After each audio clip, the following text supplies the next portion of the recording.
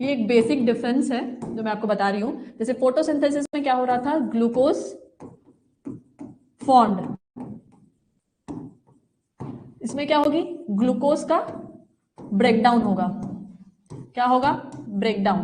Breakdown कहने का क्या मतलब है कि जो हमारे बॉडी में जितनी भी प्रक्रिया होती है, जैसे जो मेटाबॉलिक एक्टिविटीज होते हैं, वो क्यों होते हैं, कैसे होते हैं, तो रेस्पिरेशन की मदद से होते हैं। किस चीज की मदद से, रेस्पिरेशन की मदद से होते हैं। तो ब्रेकडाउन होता है ग्लूकोज का। अब जो फोटोसिंथेसिस था, उसको हम लोग बोलते थे एनाबॉलिक प्रोसेस। एनाबॉलिक प्रोसेस का क्या मतलब था, जिसमें एनर्जी कंज्यूम्ड हो रही थी, ठीक है। और इसको हम लोग क्या बोलते हैं, इसको हम लोग बोलते हैं कैटाबॉलिक प्रोसेस। देखो, यदि ऑप्शन में कैटाबॉलिक दिया है तो कैटाबॉलिक के साथ जाना है, यदि ऑप्शन में कैटाबॉलिक नहीं दिया है तो सबसे बेस्ट ऑप्शन जो तुम चूज कर सकते हो वो होता है एम्फीबॉलिक। एम्फीबॉलिक का मतलब होता है जिसके अंदर कैटाबॉलिक भी हो रही हो और एनाबॉलिक भी होती है, तो वो एम्फीबॉलिक प्रोसेस होगा। यदि ऑप्शन में कैटाबॉलिक नहीं दिया है देन आपको जाना है एनाबॉलिक के साथ, ठीक है।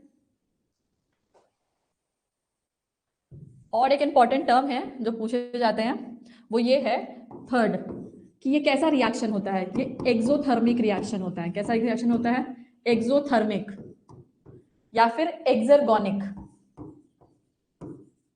एक्सर्गोनिक, ठीक है। वही ये कैसा होता है, एंडोथर्मिक। एंडोथर्मिक रिएक्शन, ठीक है। और क्या याद रखना है कि रेस्पिरेशन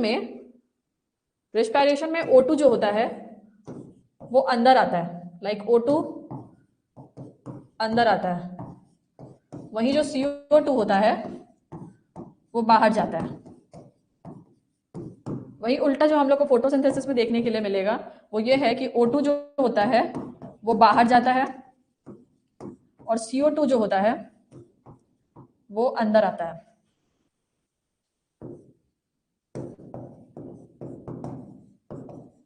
ठीक है। तो क्या बताया, फोटोसिंथेसिस में क्या हो रहा है, ग्लूकोज का फॉर्मेशन हो रहा है। रेस्पिरेशन में क्या हो रहा है, ग्लूकोज का ब्रेकडाउन हो रहा है। फोटोसिंथेसिस कैसा प्रोसेस है, एनाबॉलिक प्रोसेस है। रेस्पिरेशन कैसा प्रोसेस है, कैटाबॉलिक या फिर बोल लो एम्फीबॉलिक प्रोसेस है। फोटोसिंथेसिस कैसा रिएक्शन होगा, एंडोथर्मिक रिएक्शन। और रेस्पिरेशन कैसा रिएक्शन होगा, एक्सोथर्मिक या फिर एक्सोगोनिक रिएक्शन, ठीक है। O2 जो होती है बाहर निकल रही होती है, CO2 अंदर आ रही होती है। किस प्रोसेस में, प्रकाश संश्लेषण की प्रक्रिया में। वही रेस्पिरेशन के दौरान जिसको श्वसन बोल रहे हो, उसको O2 जो होती है वो अंदर आ रही होती है और CO2 कहाँ जाती है, बाहर की तरफ जा रही होती है।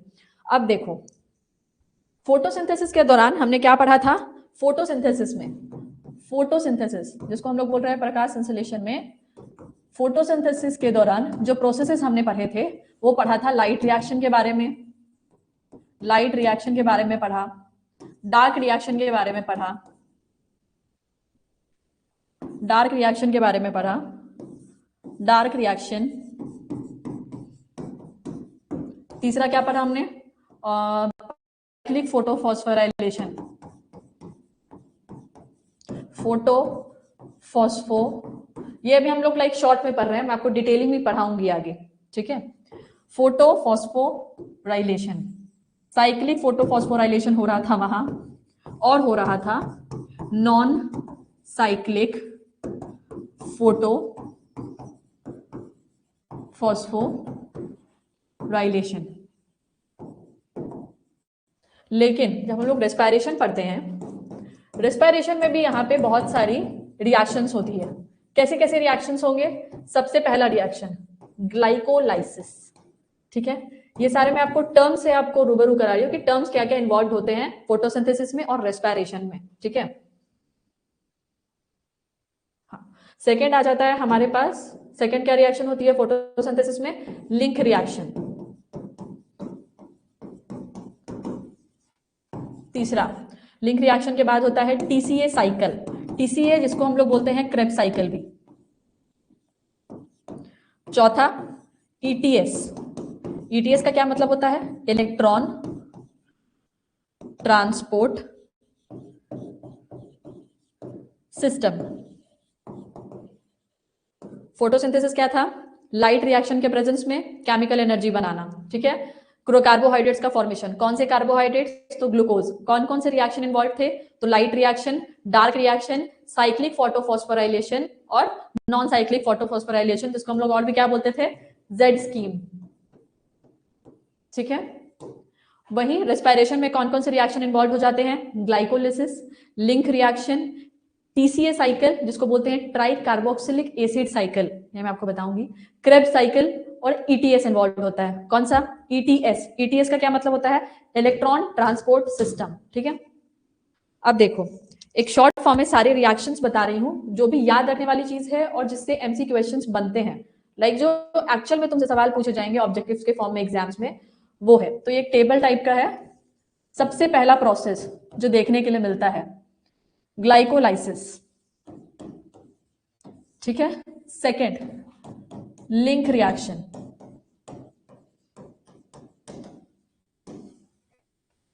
टीसीए या फिर क्रेब्स साइकिल, क्रेब्स साइकिल।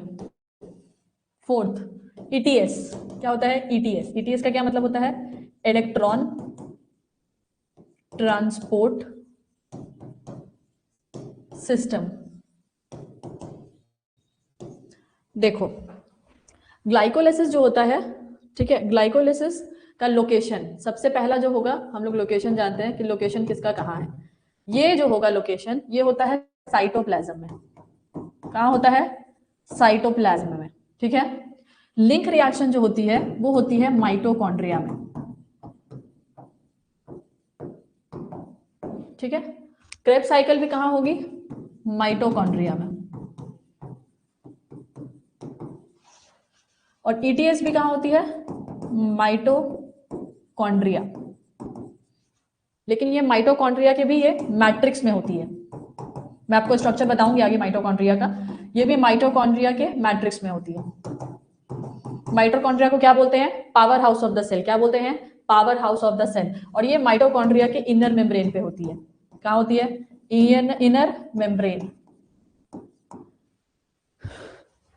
ये कैसी होगी, मात्र एकमात्र प्रोसेस जो रेस्पिरेशन में कैसा होगा, एनाएरोबिक। एनाएरोबिक, एनाएरोबिक, एनाएरोबिक क्या होता है, O2 के एब्सेंस में। ठीक है, ये जितने भी तीन रिएक्शन होंगे वो एरोबिक होते हैं।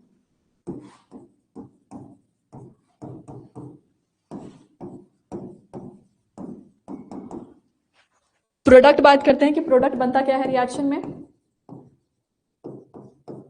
प्रोडक्ट बन जाता है दो मॉलिक्यूल, किस चीज का, पायरुविक एसिड का। अब दो क्यों बन रहा है, क्योंकि रेस्पिरेशन का क्या मतलब हुआ, रेस्पिरेशन का मतलब होता है ग्लूकोज का टूटना, और ग्लूकोज कैसा होता है, 6 कार्बन होता है ग्लूकोज।